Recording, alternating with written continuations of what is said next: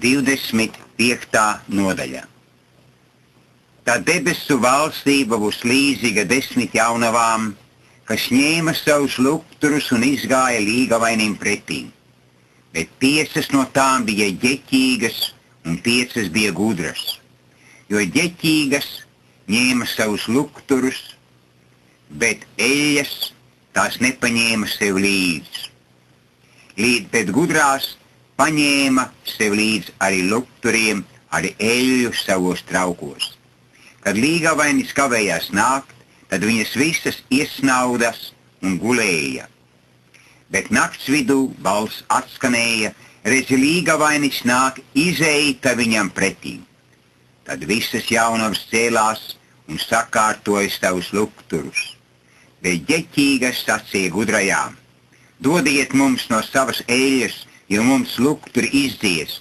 Bet gudrās atbildēja un sacīja: tā nē, lai nepietrūktu mums un jums, bet noeita labāk pie pārdevējiem un pērciet sev. Un kad tās aizgāja pirkt, nāca līgavainis, un kas bija gatavs, iegāja ar viņu kāzās un durvis aizslēdza. Pēc tam atnāca arī pārējās jaunavas un sacīja: kungs, kungs, atdari mums.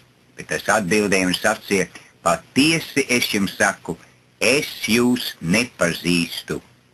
Tāpēc esiet modrīgi, jo jūs nezināt ne dienu, ne stundu, kurā cilvēka dēls nāks.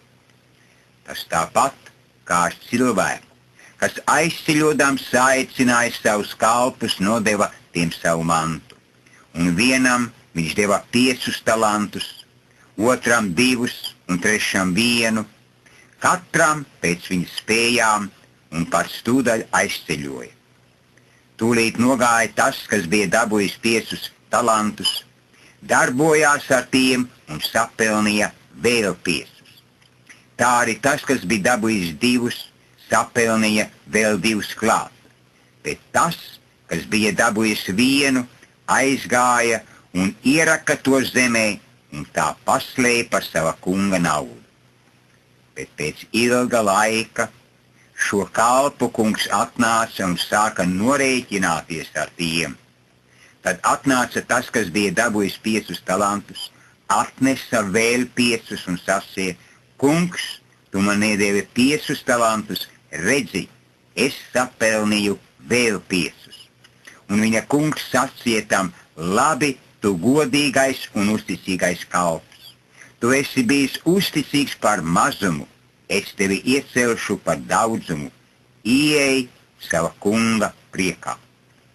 Arī tas, kas bija dabūjis 2 talantus, atnāca un sacīja: kungs, tu man iedevi 2 talantus, redzi, es sapelnīju vēl 2. Viņa kungs sacīja tam: labi, tu godīgais un uzticīgais kalps, tu esi bijis uzticīgs pār mazumu, es tevi iecelšu par daudzumu. Ieej sava kunga priekā. Bet atnāca arī tas, kas bija dabūjis 1 talantu un sacīja: es pazīstu tevi kā bargu cilvēku. Tu pļauji, kur neesi sējis, un salasi, kur neesi kaisījis. Es baidījos, un es aizgāju un apraku tavu talantu zemē. Te viņš ir, ņem savu mantu. Bet viņa kungs atbildēja tam un sacīja: tu blēdīgais un kūtrais kalps, ja tu zināji, kā es pļauju, kur neesmu sējis, un salasu, kur neesmu kaisījis, tad tev vajadzēja dot manu mantu naudas mainītājiem. Es pārnācis būtu saņēmis savu naudu ar augļiem. Tāpēc ņemiet viņa talantu un dodiet to tam, kam ir 10 talantu, jo ikvienam, kam ir, tiks dots, un tam būs pārpilnība, bet no tā, kam nav, atņems to, kas tam ir. Un elektīvo kalpu iemetiet galējā tumsībā, tur būs raudāšana un zobu trīcēšana. Bet, kad cilvēka dēls nāk savā godībā, un visi eņģeļi līdz ar viņu, tad viņš sēdēs uz sava godības krēsla. Un visas tautas tiks sapulcētas viņa priekšā, un viņš tā šķirs, kā gan šķir avis no āžiem, un statīs avis pa savu labo, bet āžus pa kreiso roku. Tad ķēniņš sacīs tiem, kas pa labo roku, nāciet šurp jūs, mana tēva svētītie, iemantojiet valstību, kas jums ir sataisīta no pasaules iesākuma. Jo es biju izsalcis, un jūs esat mani paēdinājuši, es biju izslāpis, un jūs esat mani dzirdinājuši, es biju svešinieks, un jūs esat mani uzņēmuši, es biju pliks, un jūs esat mani apģērbuši, es biju slims, un jūs esat mani apmeklējuši, es biju cietumā, un jūs esat nākuši pie manis.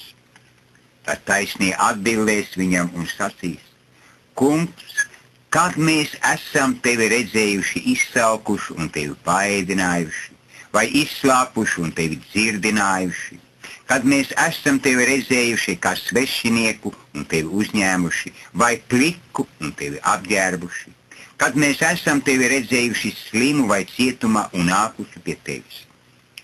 Tad ķēniņš tiem atbildēs un sacīs: Patiesi es jums saku, ko jūs darījuši vienam no šiem maniem vismazākiem brāļiem, to jūs esat man darījuši.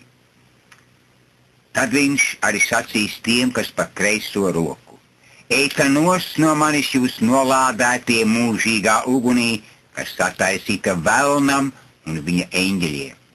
Jo es biju izsalcis, un jūs nesat mani paēdinājuši.